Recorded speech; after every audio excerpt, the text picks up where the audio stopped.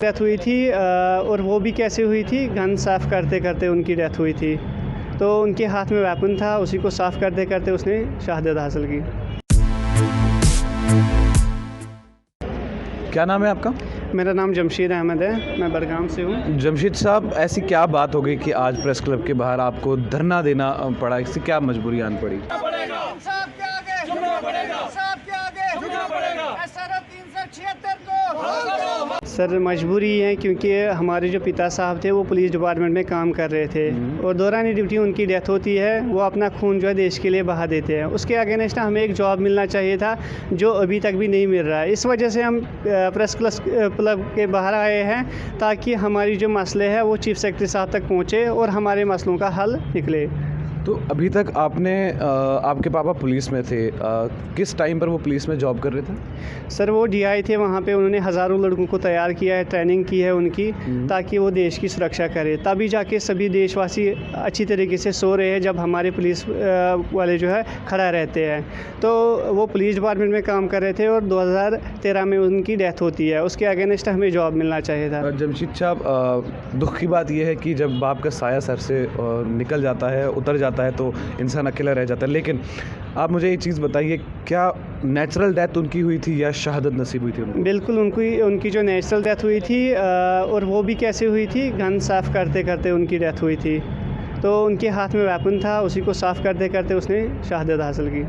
तो अब आप क्या चाहते हैं कि आप अपने पापा की जगह पर आकर देश की सेवा करें? हाँ बिल्कुल, हम चाहते थे कि हम पापा की जगह आके जो उसने अधूरे सपने छोड़े हैं वो हम पूरे करें, हम भी देश की जो है सुरक्षा करें, देश के लिए अपनी जान दे दें। लेकिन पता नहीं चीफ सेक्रेटरी साहब को क्या सूझ रहा है, जो हमारी फाइलें पेंडिंग पड़ी हुई है। हमारे 48 केस हो चुके हैं, हमारा SRO है 376 का। जैसे कि जो भी केसेस थे 2017 तक, जो भी पेंडिंग केसेस थे उनको क्या किया गया था, अमेंड किया गया था SRO 43 को 376 में। उसके अगेंस्ट 48 का जो है ऑर्डर्स हो चुके थे। One of the same case got ordered by chief secretary himself. तो उसके बाद पता नहीं चल रहा है उसके बाद क्या सोच रहा है, क्या सोच के वो फाइलों को रोक रहा है, तो फाइलें आगे नहीं भेज रहा है। क्योंकि हमने होम कमिश्नर से भी ओके अप्रूव आया है, उसके बाद GAD कमिश्नर से भी होके गई है, तो चीफ सेक्रेटरी साहब की टेबल पे बिल्कुल पड़ी हुई है, मिले भी थे सर हम उसे।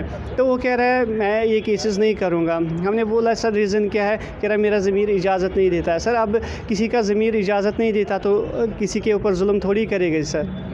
फिर उसके बाद हमने उससे भी रिक्वेस्ट की सर, उसके बाद उसने बोला कि 26 जनवरी 2019 के बाद मैं कर दूंगा। अब 19 की बात छोड़ो सर, 20 भी चला गया, अब 21 आ रहा है सर, 21 में भी नहीं हुआ सर।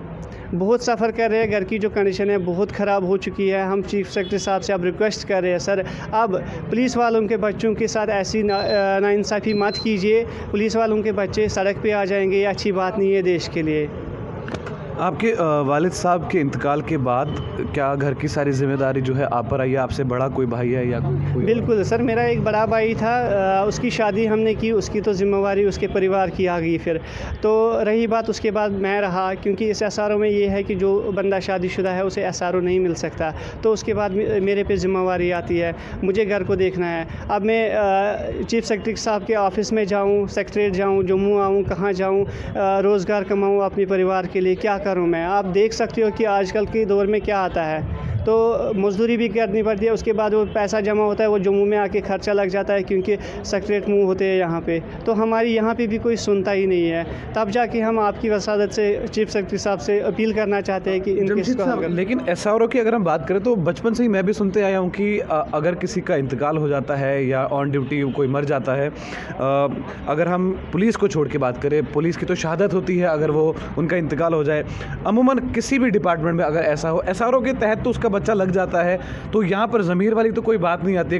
नौकरी जो है उन्होंने अपने घर की देनी नहीं है, सरकारी नौकरी है, रिप्लेस करके शहादत जो शहीद हुआ है या जो इंसान मर चुका है उसकी जगह दूसरे को लगाना है।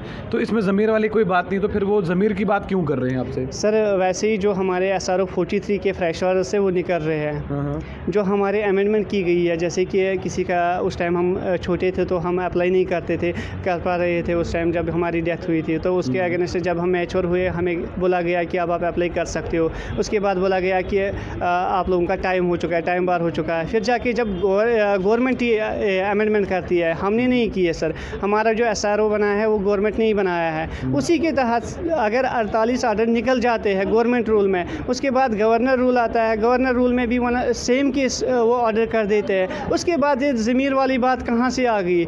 सिलेक्टिव बेसिस पे ऑर्डर निकल रहे हैं, तो कैसे सिलेक्टिव बेसिस पे फिर ऑर्डर उसने निकाला? अगर उसने नहीं करना था तो फिर सबको निकालना था बाहर। कितने बच्चे हैं आप जम्मू कश्मीर में? अभी हम टोटल थे 120 में से 48 ऑर्डर जो पुरानी गवर्नमेंट ने किए, तो गवर्नर रूल में एक हुआ है, यानी कि 49 हो चुके हैं। बाकी जो ऑर्डर्स पड़े हुए हैं वो चीफ सेक्रेटरी साहब के टेबल पे पड़े हुए हैं। हाँ बिल्कुल, और वहाँ पे वो कोई दरवाज़ा नहीं है जो हमने खटखटाया नहीं है सेक्रेटरीट में, लेकिन सभी यही कह रहे हैं कि हायर अथॉरिटी के पास है, हम क्या कर सकते हैं।